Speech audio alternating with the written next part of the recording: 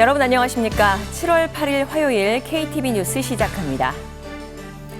미국이 한국에 대한 상호관세 25%를 다음 달 1일부터 부과하겠다고 밝혔습니다. 정부는 사실상 상호관세 유예 시한이 늘어난 것으로 보고 남은 기간 협상에 집중할 방침입니다. 조태영 기자입니다. 도널드 트럼프 미국 대통령이 오늘 새벽 자신의 SNS 트루스 소셜에 이재명 대통령 앞으로 보내는 관세 서한을 공개했습니다. 서한에는 한국산 제품에 대한 25% 상호관세를 다음 달 1일부터 부과한다는 내용이 담겼습니다. 기존 품목관세와는 별도로 적용됩니다. 트럼프 대통령은 한국과의 무역이 오랜 기간 공정하지 못했다며 25%도 부족한 수준이라고 주장했습니다. 또 한국의 무역 장벽으로 인한 적자가 경제뿐 아니라 국가 안보에도 위협이 된다고 강조했습니다. 다만 협상의 여지를 남겼습니다. 시장을 개방하고 무역 장벽을 없앤다면 관세는 조정될 수 있다고 말했습니다. 당초 상호관세는 이달 9일부터 부과될 것으로 예상됐습니다.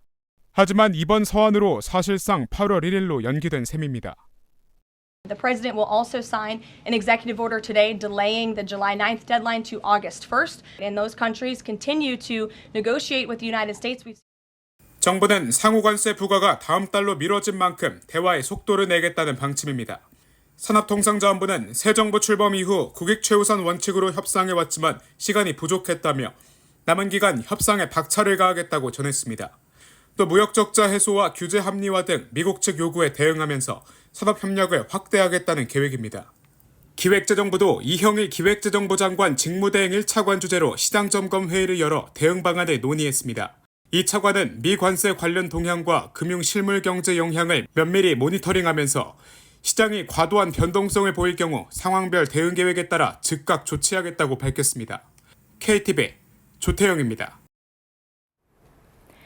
이재명 대통령이 방위산업은 경제성장의 성장 동력이자 국방의 근간이라며 방산 4대 강국을 이끌 방산 육성 컨트롤타워 신설을 검토할 것을 주문했습니다.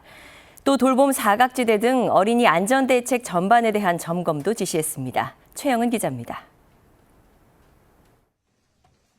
국무회의를 주재한 이재명 대통령이 정부가 주관하는 첫 방위산업의 날을 언급했습니다.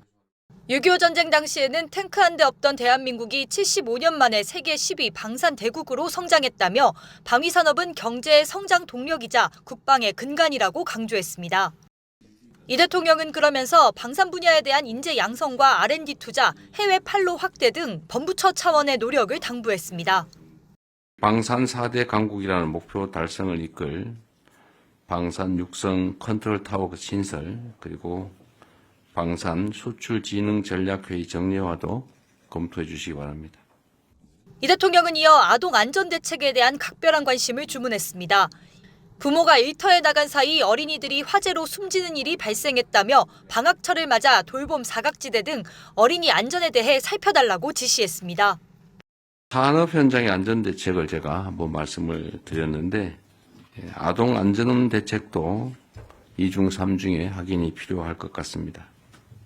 이 대통령은 아울러 국회가 민생공약협의체를 구성하기로 합의한 것에 다행스럽고 고맙게 생각한다며 여야가 민생에 실제 도움이 되는 방향으로 지혜를 모아달라고 말했습니다. KTV 최영은입니다. 유네스코에서 일본의 하시마 탄광, 일명 군함도에 대해 논의하는 안이 채택되지 않았습니다. 정부는 유감이라며 일본의 이행을 지속적으로 요구해 나갈 것이라고 밝혔습니다. 문기혁 기자입니다. 일본의 강제동원 현장인 하시마 탄광, 일명 군함도로 불립니다.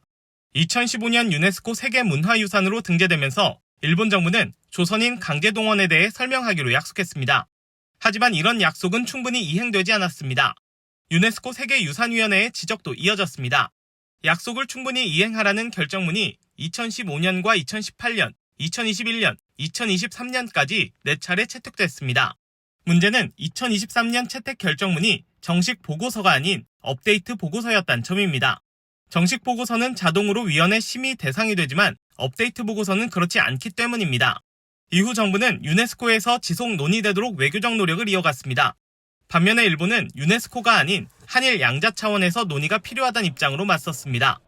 한일 간의 입장 차이는 좁혀지지 않았고 결국 이번 유네스코 세계유산위원회 제47차 회의에서 정식 안건 채택 여부를 놓고 표대결로 이어졌습니다.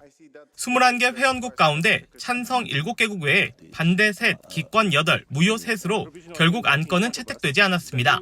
유네스코 차원의 군함도 후속 조치 이행에 대한 논의가 불발된 겁니다. We wish to express our sincere regret that the committee was unable to retain this important item on its agenda. 외교부 당국자는 유감이라며 앞으로도 양자 다자 차원에서 일본의 약속 이행을 지속 요구해 나갈 것이라고 강조했습니다. 이어 과거사 현안에 대해서는 우리 입장을 분명히 하면서 일측과 상호 신뢰하에 미래지향적인 협력을 이어나가고자 한다고 덧붙였습니다. KTV 문기혁입니다. KTV 뉴스를 마칩니다. 저희는 내일도 국정 소식을 한 걸음 더 빠르게 전해드리겠습니다. 함께해 주신 여러분 고맙습니다.